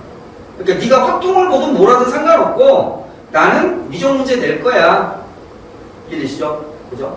네가 뭐 확통을 보든 뭐 수학을 안 보든 뭐 그건 네가 알아서 하고, 우리 학교 논술 문제엔 미적이 들어가. 근데 미적이 70%예요. 자연계에서. 그래서 미적이 안 되거나 이과인데 확통한 친구들은 이것도 설명할 때마다 물어보세요. 그러면 지금 미적 시작하면 될까요? 그걸 또 제가 어떻게 알겠습니까? 본인이, 어머님도 잘 아시겠죠. 그죠?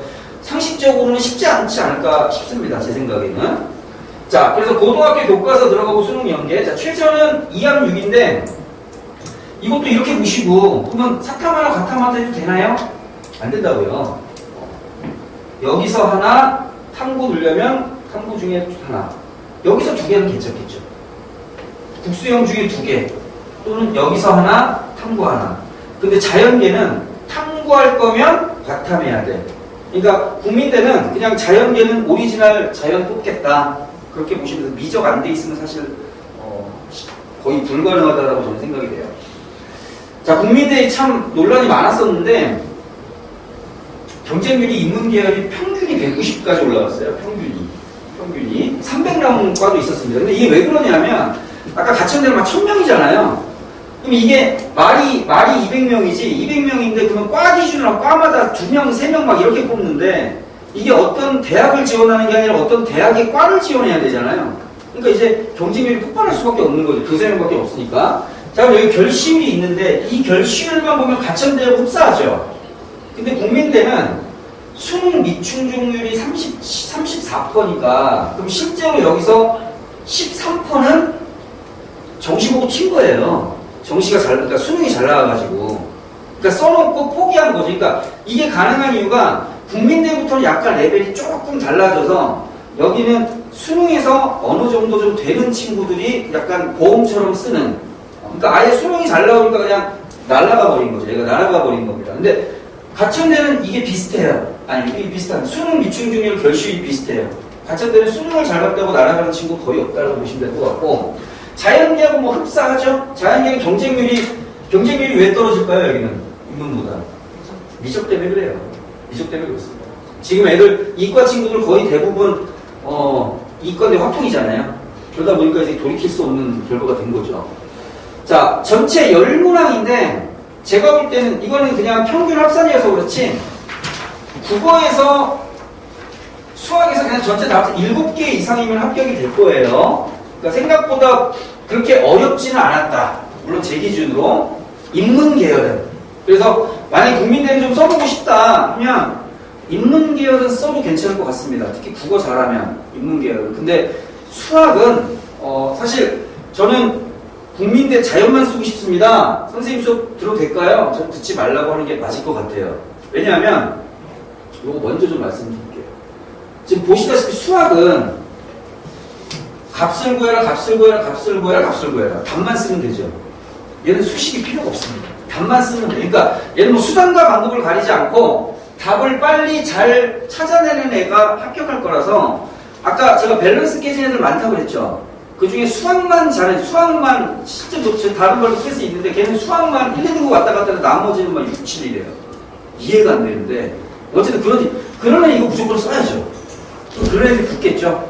그래서 얘는 사실 국민대 자연은 그냥 수학 싸움이라고 보시면 될 것 같고, 그래서 만약에 국민대 자연만 할 거다, 자연 위주로 할 거다 그러면 논술학원 가시면 안 돼요. 국민대도 논술학원 가시면 안 되고요. 국민대도 교과 선생님이 해야 되는 수업이에요. 그래서 국민대 저한테 안 되실 거면 논술학원 가지 마시고 그냥 원래 하던 수학 선생님한테 듣거나 원래 하던 국어 선생님으로 진행하면 될 것 같습니다. 국어도 독서가 거의 90%예요. 독서가. 국민대 독서는. 그래서 국민대는 좀 해볼만 하다, 인문은. 근데 자연은 수학이 너무 관건이어가지고 수학은 좀 생각을 많이 해보셔야 될 것 같습니다. 자, 그러면 실제로 합격한 친구들이 점수가 수능 등급이 어떠냐 보니까 좀 평균이에요. 평균. 그래서 국어가 3.2. 요건 수능. 그래서 3.2. 자연계 수학 보세요. 2.2죠. 그러니까 안정적인 2등급인 애들이 자연계를 써볼 만한 거죠. 그것도 또 그 안에서 문제 때문에 갈리긴 하겠죠. 내신은 평이했습니다. 생각했던 것보다. 그래서 4점대 친구들, 4점대 중후반대 친구들이 보통 합격한 걸로 보여줬어요. 그래서 지금 뭐 표준 편차 말씀드리기 좀 그렇고, 그냥 보면 인문은 하던 대로 준비 잘, 이거 인문 논술이 아니에요. 국민대도. 단답식이에요. 80%가 단답식이고, 서술해라 라고 해도 논술이 아니라 찾아서 길게 서술하는 거기 때문에 이건 논술의 영역이라고 하기보다는 약간 교과의 영역이 더 강하다. 그래서 교과 선생님들 수업을 들으셔야 되고요. 자연계는 그냥 수학 잘해야 됩니다. 이건 그냥 뭐 방법이 없어요. 저희가 해줄 수 있는 방법은 여기 또 미적의 비중이 너무 높아가지고 좀 이해되실 것 같아요. 그래서 수학 같은 경우 보시면 이게 실제로 54라고 저희 이렇게 나오는데 원투에서 애매하게 미적에 속한 애들이 있어요. 걔네들까지 들어가면 60에서 70 사이 나올 겁니다. 이렇게. 자, 그리고 인문 같은 경우는 지금 수학이 제로인데, 근데 요것도 애매하게 섞여요. 요거는 산술적으로 나누는 것 뿐이고. 가천대 같은 경우는 지금 문항수가 1하고 2에서 단원별로 완전 밸런스 딱 맞춰놨어요. 그러니까 사실 뭐 이건 좋은 방법은 아니지만 뭐 정말 수학이 안 되는 경우에는 어느 정도 점수를 맞추려면 어느 파트만 파는 것도 나쁘진 않겠죠. 근데 자연계는 또 그게 안 되겠죠. 총점제라서.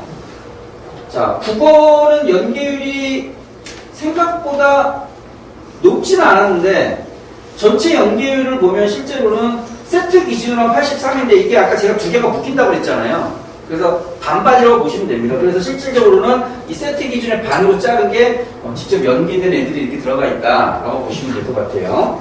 그래서 국민대 같은 경우도 애초에 제가 국어 같은 경우는 수업이 수능식 수업을 할 수밖에 없는 이유를 말씀드렸잖아요. 그러다 보니까, 그러니까 수능반하고 재수업의 차이점은 그거밖에 없어요. 뭐밖에 없냐면 재수업에서는 수능 기출을 풀리지 않고요. 그 다음에 올해 발행되는 최신 연계가 적용된 수능 모의고사도 저는 풀리지 않아요. 그거 빼고 나머지는 수업 방식이 다 똑같습니다. 거기에 작성법만 들어간다고 보시면 돼요. 그래서 수능 수업이 재수업을 듣고 수능이 엄청나게 올랐다라고 말씀드릴 수는 없지만 떨어질 이유도 없고 오르면 올랐지. 그렇게 보시면 되죠. 수학은 1, 2에서 중위권 학생들한테 좀 밸런스를 맞춰서 선생님이 수업을 진도를 나가실 거예요. 지금 이제 5월부터 저희가 이제 본격 개강이 시작이 되는데 지금 벌써 6월 중순 돼가고 좀 돼가고 있어서 일단은 지금 여기도 개강을 하셨고 저도 했어요. 그래서 수학이 이제 1이 조금 끝나는 상황이어가지고 근데 어차피 1, 2가 다시 쳇바퀴 돌듯이 돌아갈 거라고 보시면 됩니다. 그래서 기본적인 것부터 시작해서 차근차근 나갈 거고 수능 전에 시험을 보는 학교도 있어요. 상명, 성형, 을지. 요게 이제 거의 추석 때쯤일 건데 추석 때쯤에 이제 1차 파이널이 진행이 될 거고 저희가 모든 모의고사를 저희 팀에서 제작해서 만들어서 들어올 겁니다. 자, 그리고 마지막 파이널 직전 대비하고 수능 후에 열흘 파이널이 시작이 될 거예요. 그때를 저희가 뭐 학교가 여러 군데로 나뉜다고 해서 학교별로 파이널을 진행하진 않습니다. 왜냐면 아까 말씀드린 가천대 기준, 국민대 기준인데 가천대 시험 끝나고 딱 일주일 있다 국민대이기 때문에 그 열흘 동안은 국민대를 건드리지 않고 가천대 위주의 수업을 하면 나머지 학교들은 다 비슷하다고 보시면 될 것 같아요. 그래서 실전 모의고사 20회 하루에 오면 2개씩 풀고 그 다음에 과제로 20개 정도가 나가게 될 겁니다. 저희 팀이고요. 외부에서 선생님들이 외부 수업을 많이 가시는데 명의는 저하고 한스택 선생님이 들어오실 거예요. 명의는 전지점자 둘만 들어옵니다. 그래서 명의 쪽에서 메인 선생님이 들어오신다고 생각하시면 될 것 같아요. 자, 거의 26%도 합격자인데 자랑해보려고. 제가 이제 전달할 내용들은 다 끝났고요. 좀 이제 수업 방식에 대해서 좀 요거는 간략하게 말씀드리고 마무리할게요. 아까 제가 잠깐 말씀을 드렸었는데 제가 전달을 너무 잘해서 학생들의 성적이 오른다거나 제가 너무 강의 시간을 길게 해서 학생들의 성적이 오르면 저는 정말 필리버스터하는 심정으로 하루에 20시간 수업할 수도 있어요. 하루에 20시간. 실제 저는 뭐 주말 같은 경우는 이동시간 빼면 11시간 수업하는 날도 있습니다. 이동시간 빼면. 그런데 지금 저는 이제 그걸 다 이제 내려놨어요. 지금 이제 뭐 사실 저보다 이제 후배 선생님들은 아직도 이제 내가 강의로 아이들을 바꿀 수 있다고 생각하는 선생님들이 많은데 저는 이제 지금 그게 불가능하다고 생각합니다. 지금. 그래서 아무리 제가 앞에서 잘난 척하고 떠들고 막 그래도 지가 안 하면 안 돼요. 그래서 지금 저는 수업의 모든 게 강의가 아니라 지금 이제 질문할 수 있느냐. 우리 어머니도 그렇잖아요. 내가 학원 가서 선생님 말 잘 들었으면 좋겠어요. 질문하고 갔으면 좋겠어요. 그렇죠. 근데 질문 안 합니다. 저는 이게 왜 안 하나 했는데 답은 하나밖에 없어요. 아는 게 있어요. 질문을 하죠. 아는 게 어떻게 질문할 수가 없어요. 두 번째는 이거는 제가 잘 가르치면 되는데 이거 할 시간이 부족해요. 대부분. 여기저기 막 쫓겨다니다시피 쫓겨다니면서 공부하다 보니까. 그래서 여기에 초점을 맞추려면 사실 이제 제 입장에서 관리를 일주일에 한 번 보는데 그것도 4시간 한 번 보는데 일주일 동안 제가 그러면 내팽개쳐놨다가 올 수는 없기 때문에 저는 그래서 4년 전부터 수업에 패드를 도입했어요. 그래서 제 수업을 들으면 모든 학생들이 패드를 써야 됩니다. 그래서 아마 패드 얘기를 하면 항상 저는 매번 느끼는 건데 표정들이 안 좋아지세요. 핸드폰 하는 것도 모라통이 터지는데 패드까지 봐야 되냐 하실 텐데 이미 애들은 패드 없고 디지털 기기 없이 살 수 있는 애들은 아니어가지고 순기능으로 쓰는 게 저는 맞다라고 생각을 하고요. 그래서 저는 이제 모든 공부를 두 가지로 측정을 합니다. 첫 번째가 시간이에요. 시간인데 저는 참 연구를 많이 했어요. 뭐 어떻게 하면 피드백을 좋게 줄 것이냐, 어떻게 하면 애들의 공부를 측정해서 많이 했는데 그 2년 전인가 되게 뭐 인터넷하고 뭐 되게 유명한 뭐 공부 학습법에 대한 이런 분이 그 무슨 관리형 자습실 그 브랜드를 런칭했다고 해가지고 제가 가서 이제 설명회도 듣고 이제 같이 얘기를 해보고 했는데 거기는 그렇더라고요. 뭐냐면 얘가 공부를 할 때 이게 집중이 딱 되면 탁 눌러야 돼. 타이머를.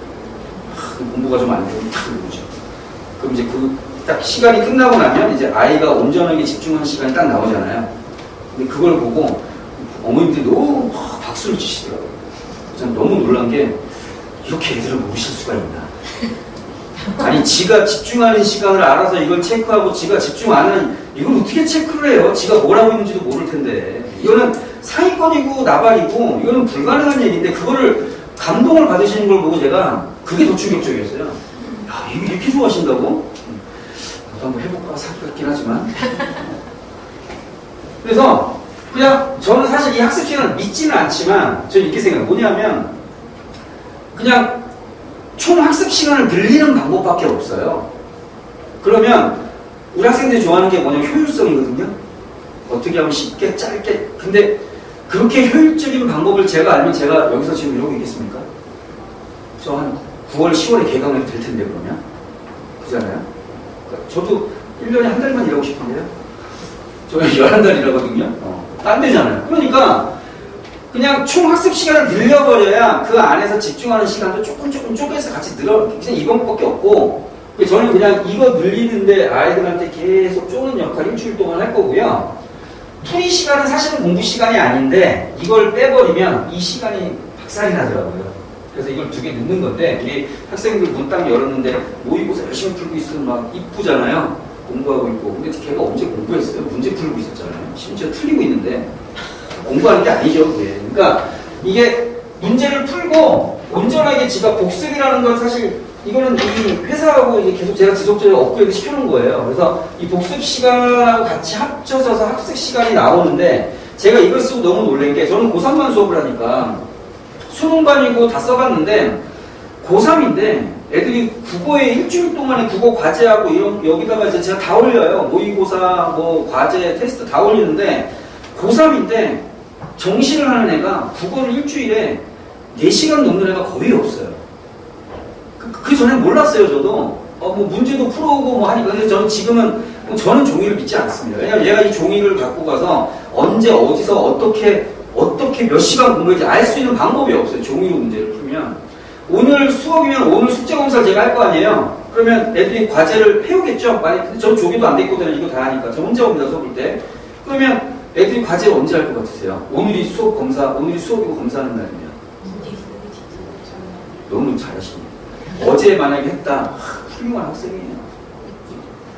진짜 요즘 카페 보면 애들 주로 앉아 있어요. 학원 오기 전에 카페 가보면.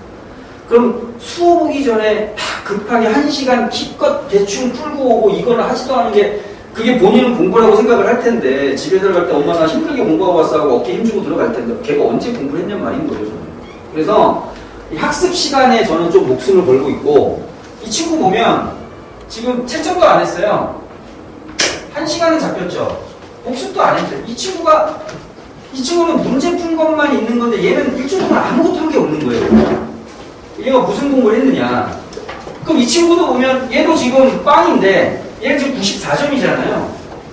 1시간 더 많이 풀었고. 그러니까 얘는 사실 복습밖에 없을 수도 있죠. 이건 실제 그 클래스 애들입니다. 얘 같은 경우는 36점이면 뭐 저는 점수 신경 안 써요. 지금 뭐 점수 낮으면 어떻게 94점 뭐 어쩌라고요? 저는 이것만 봅니다. 그래서 얘 같은 경우 보면 1시간 동안 풀었는데 복습 시간이 풀이 시간의 2배가 넘잖아요. 그러니까 얘는 모르니까 막 찍었을 수도 있고 하지만 복습 시간이 이거는 공부 시간이라고 봐줘야 되죠. 추가 2차도 들어가 있고. 그래서 이거 열고 뚜껑 열고 들어가서 저는 이제 봅니다. 그러면 얘는 어디 문제에 오래 있었고 어떤 어떤 문제 때문에 고민해 이걸 다 보여요. 여기 들어가면. 그래서 아이가 이거 문제 풀다가 국어 선생님 짜증나 라고 쓰면 저한테 3초 있다 보여요. 여기에. 그래서 그렇게 실시간으로 학생들을 중별로 관리를 한다라고 생각을 하시면 될 것 같아요. 질문도 온라인으로 가능합니다. 선생님들이 오셔서 물론 수학 선생님은 앞에 1시간 정도 더 추가해서 아마 클리닉하고 모의고사 같이 하실 텐데 요거는 이제 여기 질문방은 저희는 조교가 질문 답변 못 쓰게 하고요.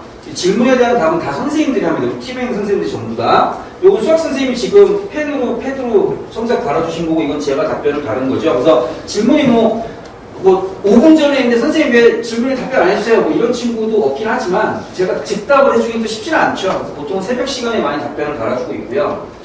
보통 학생들이 공부에 대한 뭐 재미나 사실 공부는 재미없어요. 재미는 없지만 약간 흥미를 느끼는 게 좀 태도가 변하면 보통은 이런 식으로 이제 필기 상황이 좀 바뀝니다.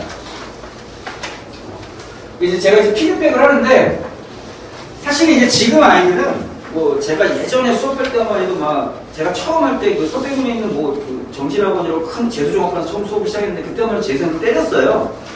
빠따 때려주고 막 이랬는데 지금은 그럴 수가 없잖아요. 애들한테 그리고 애들이 욕한다고 듣지도 않아요. 지금 애들은. 그래서 지금 이제 많은 제가 시도를 하다가 지금 다시 돌고 돌아서 카톡으로 왔는데 이게 60명 반이었었어요. 약술반 60명 반이었는데 수능 11일 남았고 22일, 같이 했는데 22일, 딱 열흘 후라고 했으니까 그럼 여기서 지금 보면 이 60명 반인데 요 하트도 있고 체크도 있고 얘는 누르고 있네요. 이런 친구들이 있죠.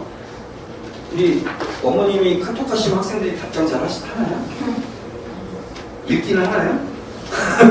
알 수가 없죠. 그죠? 왜냐면 왜 이렇게 알람이 뜨니까 그것만 보고 읽을 실패했을 수도 있고 해서 요거 끌어내는데 한 달 정도 걸려요.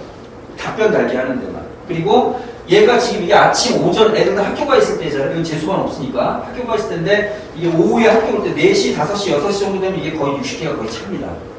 그래서 이거는 사실은 이 중에서 한 30% 정도는 그냥 체크하는 거죠. 왜? 안 하면 욕먹으니까.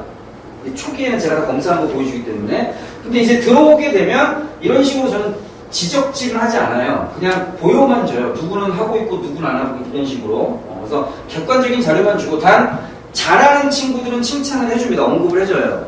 근데 못하는 애들을 저격하지는 않습니다. 못하는 애들은 그냥 이 상황만 봐라. 이렇게 하면 제 기준으로는 60% 정도는 거의 제가 원하는 만큼을 아니어도 어느 정도 따라오는데 그럼 또 60%는 너무 적은 거 아니냐라고 말씀을 하시겠지만 제 경험상으로 보면 엄청난 수치예요, 사실은. 그죠? 그래서 모든 친구를 다 변화시킬 수는 없지만 이렇게 이제 차츰 변화가 될 거라고 생각을 하시면 될 것 같습니다. 수업은 이렇게 진행이 될 거고 전체 안내에 대한 얘기를 말씀드렸고 질문이